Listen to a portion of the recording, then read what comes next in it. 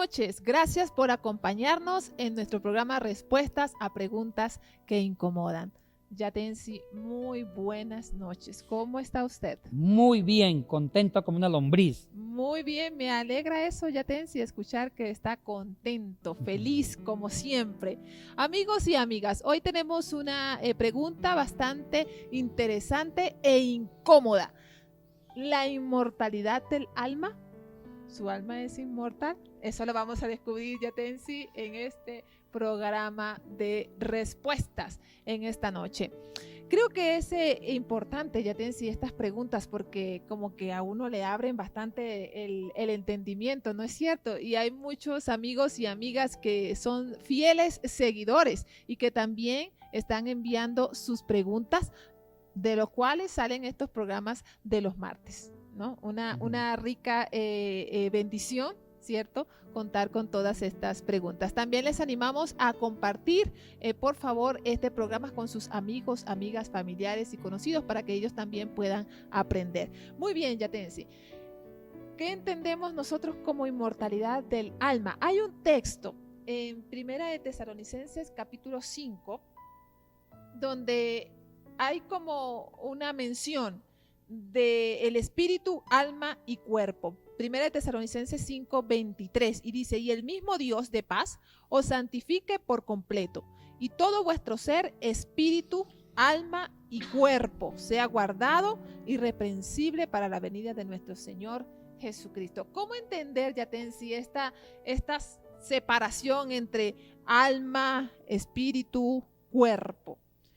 Mire, no tanto separación, y aquí viene la confusión, Yadesi, y estamos tocando la antropología bíblica. En la antropología bíblica es un área que estudia la concepción del hombre según el Antiguo y Nuevo Testamento. Ahora, la traducción da la idea vaga de que Pablo está hablando de tres aspectos, tres cosas, tres entes separables del ser humano, como alma, cuerpo y espíritu. Pero si uno revisa el texto griego, dice todo vuestro ser. Se usa el verbo eimi, ser, estar, todo vuestro ser. Todo vuestro ser tiene tres áreas que no se dividen, son indivisibles. ¿Ya? Todo vuestro ser. Entonces, esto ha dado una falsa lectura antropológica, una falsa concepción del hombre según Pablo en Tesalonicenses, que el hombre es tripartito, que hay tres pedazos. Correcto. Pero no, en el griego no habla de tres pedazos del ser humano, habla de una unidad integral, porque en el griego vuestro ser significa una unidad inseparable, pero el hecho de que haya una unidad inseparable, hay tres áreas de la misma unidad. Esas áreas es cuerpo, alma y espíritu. Entonces hay que entender muy bien las traducciones. Ahora, ¿de dónde viene, antes de entrar exclusivamente con el alma, de dónde viene toda esta influencia del autor de mencionar estas tres partes? Hay una influencia del Antiguo Testamento, pero también hay una influencia de unidad de la filosofía griega aristotélica, no platónica, dije aristotélica. Ajá. Hablemos un poquito, Yatensi, sobre esa influencia filosófica. Mire, en la influencia filosófica, bueno, voy a decir algo fuerte, hay una influencia griega en el Nuevo Testamento. Ya, sí. Y es obvio, porque al usarse el griego, se usa la estructura filosófica que genera la semántica, los significados de las palabras del griego. Porque el Nuevo Testamento no se escribió en hebreo ni en arameo, sino en griego, y el griego ya encierra una estructura semántica en el lenguaje mismo. Porque yo siempre le digo a mis alumnos que una lengua es la expresión mental de una cultura. Correcto. Entonces, la lengua griega expresa la mentalidad filosófica abstracta de la cultura griega. Con ese lenguaje se escriben los 27 libros del Nuevo Testamento. Ahora, hay un problema. Entonces, es obvio que la influencia griega está en el Nuevo Testamento ya con el solo hecho de usar la lengua. Ahora, aquí hay un problema serio. Hay una influencia platónica y aristotélica en sentido positivo. Platón habló de un dualismo. Platón es opuesto a Aristóteles. Platón habló de una lucha entre cuerpo y alma. El alma significa eidos, significa idea.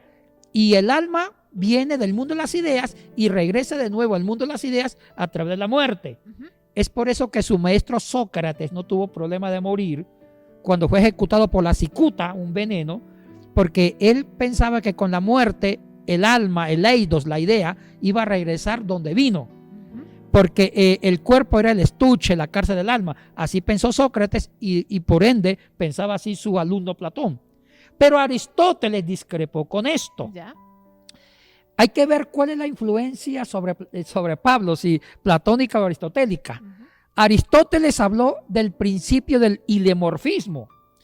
¿Qué significa el principio del hilemorfismo en el pensamiento aristotélico? Porque Aristóteles fue discípulo de Platón. Él dice que hay una unidad sustancial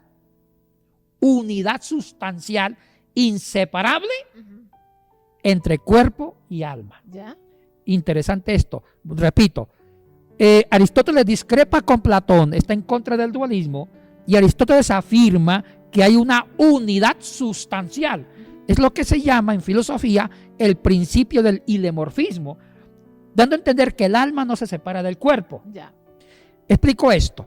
El mismo Aristóteles fue el que acuñó la famosa frase que dice que el hombre es un animal racional. ¿Por qué? Él decía que todos los seres vivos tienen en su genética, en su constitución natural, ese hilemorfismo. El alma y el cuerpo. El alma no se puede separar del cuerpo. Es lo que él también llama materia y forma. Entonces, vamos a un ejemplo. Él dice que el alma es el principio de la vida del cuerpo. Repito, para Aristóteles el alma es el principio de la vida, del crecimiento, del desarrollo del cuerpo. El alma da vida al cuerpo. Entonces, para él hay tres tipos de alma. Alma vegetativa, alma sensitiva y alma racional. ¿Qué es el alma vegetativa? Eso es exclusivo para las plantas. Porque para Aristóteles las plantas son seres vivos, porque las plantas nacen, crecen, se desarrollan, se reproducen. El hecho de nacer, de crecer, de desarrollarse es porque hay un alma en la planta. Correcto. Y esa alma es una alma vegetativa porque permite el desarrollo material de la planta. Y no se pueden separar. En el momento que se separen, se muere la planta. O sea que él afirma una unidad sustancial. Buena expresión. Ahora, hay alma sensitiva. ¿Ya? El alma sensitiva, dice Aristóteles, contiene el alma vegetativa en cuanto al desarrollo y reproducción, pero tiene un valor agregado. ¿Cuál, Yadesi? Los sentidos, sensitiva. Y eso es exclusivo para los animales. Ya. Pero los animales tienen un alma. Sí, dice Aristóteles. El hecho de que se reproduzcan, pero el hecho de que tengan sentidos, ya tiene el alma sensitiva que contiene la vegetativa. Ahora, la tercera alma, alma racional, que es exclusiva para los seres humanos. Entonces, el alma racional contiene las otras dos almas. Contiene el alma vegetativa porque un ser humano nace, se reproduce, se nutre, crece, muere. Pero también tiene alma sensitiva, tiene sentido, pero tiene un valor agregado racional. El ser humano, el alma humana es la única que puede gestionar un proceso racional de inteligencia, de pensamiento. En conclusión, el alma aristotélica no es espíritu, es funcional. Es lo que permite el crecimiento del cuerpo, los sentidos del cuerpo y la inteligencia, esa alma. Y está unida sustancialmente al cuerpo. No está separada, está unida. O sea que para Aristóteles decir que el cuerpo es el estuche, el cajón del alma, eso es una herejía para él. Ahora, ¿qué influencia recibió Pablo? Muy buena pregunta ya. Estaba reservándosela allí. Sí, ya sabía que me iba a preguntar. Ese es un motivo de discusión de los altos eruditos, Yadesi. Algunos biblistas afirman que hay una influencia dualista de Platón en Pablo. Cuando Pablo habla, dice que el pecado que mora en mí, algo ajeno al ser. Pero otros dicen que hay más una influencia aristotélica por ese versículo que usted leyó, que todo vuestro ser, cuerpo, alma y espíritu estén irreprensibles. Entonces, al decir todo vuestro ser, tiene más una connotación aristotélica. Decir que todo el ser es una unidad sustancial inseparable, con tres áreas, alma, espíritu y cuerpo. Entonces, yo soy de la idea, es mi humilde opinión, no me vayan a regañar. Este programa hay libertad de expresión. Correcto, nadie sí. insulta a nadie Así porque es. piensa diferente. Ujú. En mi opinión personal, En su humilde opinión. en mi humilde opinión, que está sujeta a revisión. Ujú. Yo creo que esa expresión de trascendencia tiene una influencia más aristotélica. Pablo está hablando de una unidad sustancial de las tres áreas. ¿Y usted?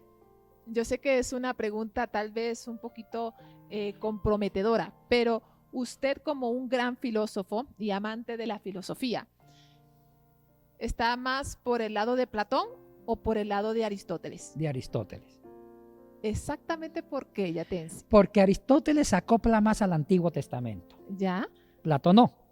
Si revisamos los antecedentes en el Antiguo Testamento, Ajá. hay una cercanía fabulosa entre el pensamiento paulino aristotélico con el pensamiento del Génesis.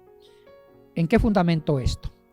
Cuando vamos a Génesis y Dios en Génesis 2, en el segundo relato de la creación, dice, Dios hizo el muñeco de barro, Ujú.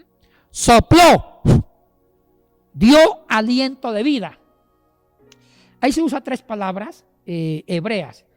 Cuando dice, usó el muñeco, había cuerpo en hebreo es basar. Ujú. Basar significa cuerpo, carne. Pero dice sopló, ruat. Le dio el espíritu y también se usa nefes. Ujú. Nefes se ha traducido en la versión griega como alma, en griego es psique. Entonces vamos a la equivalencia de la terminología hebrea. En hebreo alma es nefes. ¿Qué significa nefes? Nefes es el principio de vida del cuerpo. ¿Ya? Lo que Aristóteles llama psique o psiche. Ujú. En griego psiche. Psiche significa alma. ¿Por qué? Porque Aristóteles cuando habla de alma en los seres vivos está hablando psiche. De ahí viene la palabra psicología. Psiche, alma, logía. En el hebreo se dice que Dios dio aliento de vida, le dio vida, que es el nefes. O sea que todo cuerpo vivo tiene un principio de vida innato que se llama nefes, que en griego es psiche y en español alma. ¿Qué es ruat? Ruat es espíritu en hebreo, pero en griego es neuma. Entonces el ruat es el hecho de que se le da principio de nefes. Y en Génesis el ruat lo da Dios. Dios infundió al hombre espíritu. Ujú. Es por eso que hay una antropología que dice que con la muerte el espíritu regresa a Dios y el alma no sé cuándo se va. ¿Por qué? Por eso, porque el ruat, el espíritu es de Dios y Dios es espíritu para dar alma, para dar vida. Ahora, en el griego es neuma. En el griego, neuma está muy ligado al psique, al alma. O sea que espíritu y alma en la antropología neotestamentaria y griega está muy unido, es inseparable. No es lo mismo, pero sí están unidos. No es lo mismo, pero está inseparablemente unido. Ujú. Entonces en la antropología griega el espíritu nunca regresa a Dios, se queda con el alma, porque el alma necesita del espíritu para poder subsistir en sí. Ujú. En el hebreo da a entender que el ruat regresa a Dios, el nefes no, el nefes se queda con el cuerpo. Ahora, Yatensi, dentro de la creencia o teología judía, ¿cómo se entendía este tema del alma? Mire, depende de las posturas judías, estaban divididos. Si rastreamos las teologías, las sectas judías, 3 siglos antes de Cristo y durante Cristo, una cosa era la concepción antropológica de los fariseos, Ujú. otra cosa la concepción antropológica de los saduceos, ¿Ya? de los esenios, ¿Ya? de los nazir, etc.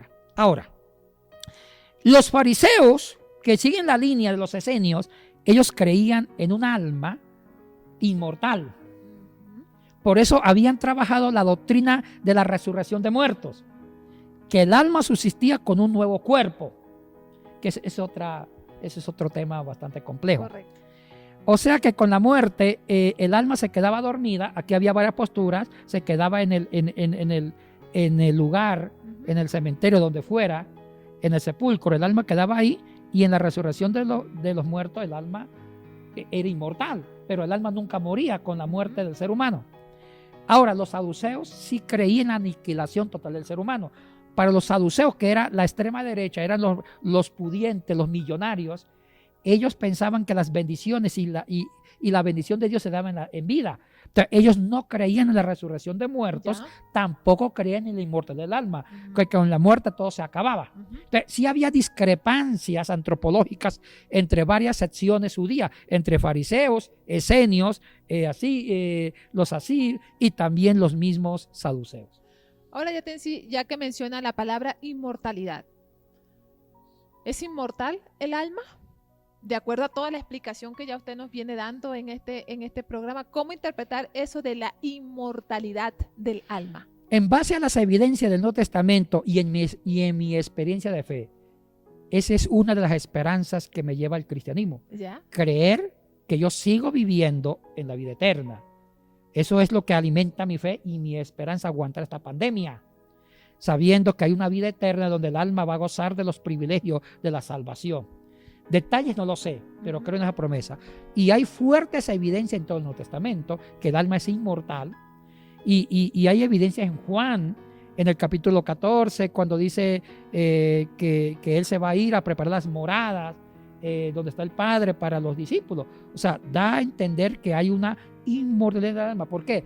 Porque Juan tiene una influencia griega muy fuerte de Aristóteles. Sí. Entonces es obvio que Juan sí cree en la inmortalidad del alma. Lo cree. Y yo sí creo en la inmortalidad y en la salvación del alma. Explíquenos o profundice, por favor, un poquito más en esa evidencia bíblica que creo que es importante para entender esta inmortalidad del alma. Ahora, a través de la resurrección de muertos. Ya, explíquenos, por favor. Es tan profunda la teología de la inmortalidad del alma que también el cuerpo se beneficia de esa inmortalidad con el tema de la resurrección de muertos. Y eso lo vemos en toda Primera de Corintios capítulo 15. Primera de Corintios 15 es una teología sobre la resurrección de muertos. Ahora, cuidado, hay dos términos para resurrección. Ya. El egeiro significa una resurrección física. Usted se muere, ya dice, y resucita en una hora. Okay. Y ese fue el verbo que se usó para la resurrección de Cristo y la resurrección de Lázaro y la resurrección de la hija de Jairo. Que ellos se pararon de la tumba. Y ese es el verbo exclusivo que se usa para la resurrección de Cristo en los evangelios sinópticos. Pero, hay un pero. Cuando Pablo habla de la resurrección de muertos, usa dos palabras diferentes. Uno para Cristo y otro para los muertos, que somos nosotros los que vamos a morir. Okay. Para Cristo, y mire, eso lo podemos ver en 1 de Corintios, capítulo 15, versículo 2. En 1 de Corintios, capítulo 15, versículo 2, Pablo dice: ¿cómo es que ustedes predican la resurrección de Cristo y no creen en la resurrección de muertos? Cuando Pablo habla de la resurrección de Cristo, usa egeiro, diciendo que Cristo sí se paró de la tumba en forma literal. Pero cuando habla de resurrección de muertos, usa anastasis. Anastasis es un término más amplio. Anastasis significa resurrección literal, pero también transformación del alma. ¿Ya? O sea que anastasis significa no es tanto ponerme de pie de la tumba, sino una transformación corporal que puede ser un nuevo cuerpo. Un nuevo cuerpo. Y aquí voy a dar una explicación. La teología cristiana de la resurrección de muertos, usando la terminología correspondiente como anastasis, que se aplica para los muertos, está diciendo que no necesariamente este cuerpecito que yo tengo se va a usar para ponerme de pie de la tumba. No. Puede significar que Dios me dará un nuevo cuerpo glorificado. Y es lógico. ¿Cuántas personas ya murieron hace 2000 años y han sido quemadas que no queda ni la ceniza? Correcto. ¿Cómo se van a poner de pie de la tumba si no hay ceniza? O aquellas que han sido cremadas también. Exactamente. Y la ceniza ha sido esparcida. Y las partículas han sido esparcidas por toda parte. ¿Cómo van a resucitar con el nuevo cuerpo si no hay? Entonces, anastasis quiere decir que Dios nos dará una nueva transformación, un nuevo cuerpo. ¿Cómo va a ser? No lo sé. Dios lo sabe. Yo confío en Dios. Y ese cuerpo glorificado, el alma va a estar ahí. O sea que el alma estará con un cuerpo glorificado. Cuerpo glorificado más alma serán inmortales con la teología de la resurrección de muertos. Oiga, Yadesi, a mí me conviene. A mí me conviene, y también a Andrés Chamorro. Ya sé por dónde va. Y también a Freddy. Nos conviene que resucitamos con un nuevo cuerpo. Porque si yo voy a resucitar con este cuerpecito, igual que mis amigos acá, oiga, vivir eternamente con ese Imagínese. cuerpecito suyo. No, pues el Y yo mío con sí. ese cuerpecito en el cielo, feíto, yo feíto. Bueno, usted es muy bella, pero yo feíto. Yo protesto. Yo me aguanto este cuerpo porque sé que se va a dañar. Pero estar con el mismo cuerpo en el cielo, yo protesto. Pero lo importante no es el alma, pues ya te No, lo importante, ya decir, lo importante es que Dios me va a dar otro cuerpo. ¡Bonito! Yo sé que el cuerpo glorificado que voy a tener en el cielo va a ser hermoso. Mire usted, bueno, esa es nuestra esperanza. Esa es nuestra Y Andrés va a ser un Yatensi. gigante. Seguro, seguro. Ok, siguiendo Yatensi con este tema del alma. Entonces, ¿cómo entender el alma en nuestro hoy, desde la filosofía, desde la Biblia, como una especie de conclusión? ¿Cómo vamos concluyendo esto con el alma? La concepción del alma depende de la área, depende de la ciencia. Desde la psicología dan otra concepción, tiene que ver con las emociones, los sentimientos. Correcto. Desde el punto de vista cristiano, el alma lo reduce más a la parte espiritual, la espiritualización del alma. A mí me gusta mucho la psicología ve el alma más emocional. Pablo, cuando dice todo vuestro ser, cuerpo, alma y espíritu, el alma lo ve desde un sentido más emotivo, más emocional, sujeto al desarrollo del cuerpo. Porque el alma permite que el cuerpo se desarrolle. No se puede separar del cuerpo. Tiene funciones mucho más vegetativas, sensitivas, racionales. Y yo creo que Pablo lo pensaba así. Ahora, nosotros los cristianos, como que le hemos quitado al alma la parte sensitiva, vegetativa, que ayuda al cuerpo al crecimiento, y lo hemos reducido más a un campo espiritual. Entonces yo prefiero más la concepción del alma de las ciencias humanísticas como la psicología, porque el alma tiene una función vital en el cuerpo. Hay mucho un dualismo en nosotros, Yadesi. Sí, es verdad. Un dualismo muy peligroso que dice lo que importa es el alma, no importa el cuerpo, que el cuerpo esté enfermo, esté feo, esté horrible. Sí, sí. Y con esa teología, que fue muy católica romana, por eso que los antiguos monjes se martirizaban, se golpeaban, se torturaban, diciendo entre más sacrifico mi cuerpo, más salvo mi alma. Porque si el alma peca es por el cuerpo, porque el cuerpo es sinónimo de pasiones vergonzosas, el alma es sinónimo de espiritualidad. Esa es una concepción antropológica muy fea, muy platónica, muy dualista y muy pobre. Entonces, para Aristóteles, el alma y el cuerpo están unidos sustancialmente, es inseparable. Pero también habría que tener un equilibrio, ¿no, Yatensi? Porque tanta adoración también al cuerpo, tanta rendición y homenaje al cuerpo también puede ser un peligro, ¿o no? También, sí, también Tiene es un que haber peligro. tiene que haber un equilibrio allí. Entonces, no estoy de acuerdo con martirizar el cuerpo, porque el cuerpo no se educa al alma, ni tampoco con darle toda rienda suelta a los placeres del cuerpo, porque también empobrece el alma. Correcto. Hay que contemplar al hombre una unidad. Y el punto es que para Pablo, también el cuerpo es tan unido el cuerpo es tan unido al alma que hasta hay resurrección de cuerpo. O sea que en la vida eterna el cuerpo va a estar con el alma, para hablar de que hay una unidad sustancial que no se puede separar. Entonces sí estamos hablando de una inmortalidad del alma. Sí, yo sí. En alguna ocasión me topé con alguien que me hizo una pregunta, Yatensi, y no sé de repente cómo le va a tomar usted o cómo le van a tomar nuestros amigos y amigas, pero la pregunta era, si Dios es el único inmortal, ¿no es cierto? ¿Por qué se habla de la inmortalidad del alma si nosotros somos seres humanos finitos y limitados? Esa era la pregunta que a mí me hicieron en esa oportunidad. ¿Cómo respondería o hubiese respondido usted a esa pregunta? Es complicada, porque hay una ley inclusive en la naturaleza que todo ser que tiene un origen no tiene una eternidad. Todo lo que nace, muere. Lo que nace, se destruye. Correcto. Ahora, es complicado esto. En cambio, hay otra ley que nada se destruye, se transforma y se conserva con la transformación. Hay varias teorías. Entonces es preferible quedarse con este tema de la transformación, desde el alma. O sea, que todo tiene un principio, pero nada se destruye, sino que se transforma. Yo prefiero la transformación del ser en la esperanza de la fe en Cristo Jesús, que yo voy a seguir viviendo eternamente con un cuerpo glorificado en una resurrección de muertos y que yo estaré en las bodas del Cordero. ¿Usted quiere estar en la boda del Cordero, Yatensi? Seguro, Yatensi, claro que sí. sí. Ahora, Yatensi, aparte de Platón y de Aristóteles, ¿hay algún otro filósofo que haya hablado o tocado el tema del alma? Toda la escuela griega, los estoicos, los epicúreos, todo. pero su fuerza, el pensamiento antropológico que más tuvo influencia en la psicología racionalista con Tomás de Aquino es Aristóteles, porque él le dio a la psicología un principio para entender alma y cuerpo, que es una unidad sustancial inseparable. Jesús, ¿alguna vez opinó algo, dijo algo, mencionó algo? Sí, Juan, cuando con los discípulos habla de que él se va, es necesario, o sea, él ya anuncia proféticamente su muerte, y él concibe la muerte como una oportunidad para ir a las moradas del cielo celestial, para preparar los lugares donde van a ir los discípulos. Entonces, Cristo sí concibe esa de la inmortalidad del alma cuando habla de las moradas que se va a preparar junto con el Padre. ¿Eso por la misma posición judía que él tenía o algo así? Más griega. Era más griega. Sí. ¿Jesús tuvo una influencia griega? Bueno, decir eso con exactitud, pero sí. Bueno, ya te decía, es que usted me motiva a hacerle más preguntas a medida que va hablando. Para mí sí, porque él usó la Septuaginta griega, que fue la versión de los 70 del Antiguo Testamento. Al usar la versión de los 70, la Septuaginta griega, que es traducción del hebreo al griego, hay una influencia griega en el pensamiento del Antiguo Testamento. Claro que sí.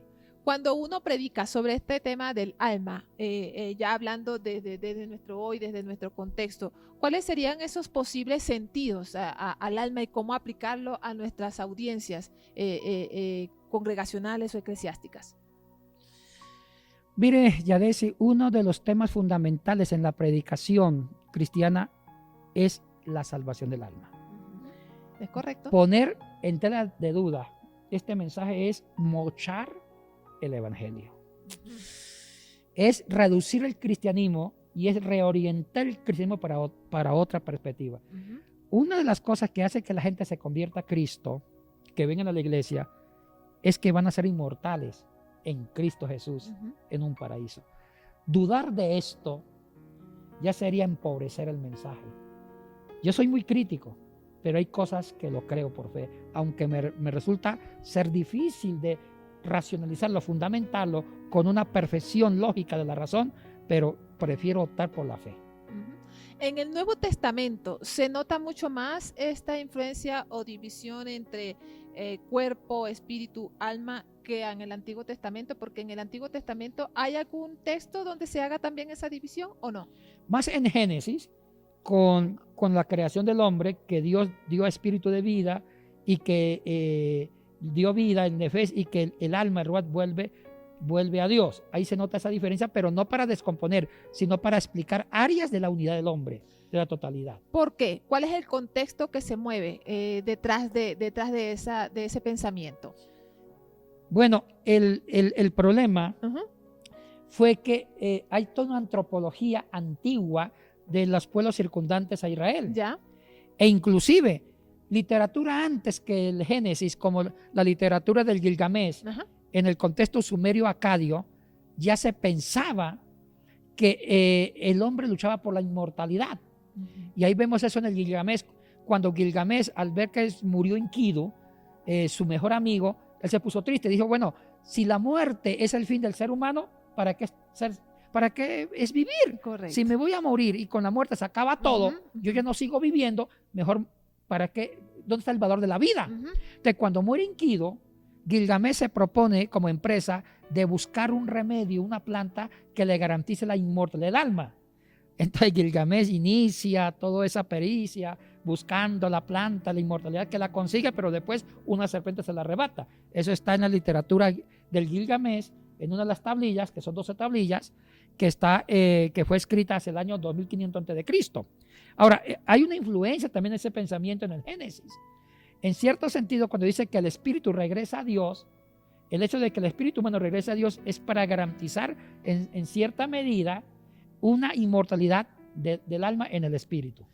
Muchísimas gracias a Yatensi Bonilla por la explicación, las respuestas a esta gran pregunta. ¿La inmortalidad del alma Ok, amigos y amigas, por favor ustedes manténganse en sintonía todos los martes a las 7 de la noche. Y queremos terminar haciendo mención del curso de Apocalipsis, el mensaje esperanzador de Apocalipsis a la luz de la pandemia, con el profesor Yatensi Bonilla, el miércoles 26 de agosto, viernes 28 de agosto y el sábado 29 de agosto de 6 a 9 de la noche, miércoles y viernes, y el sábado de 9 a 1 de la tarde. Para mayor información, ustedes pueden escribir al correo que aparece en pantalla. Muchísimas gracias y bendiciones.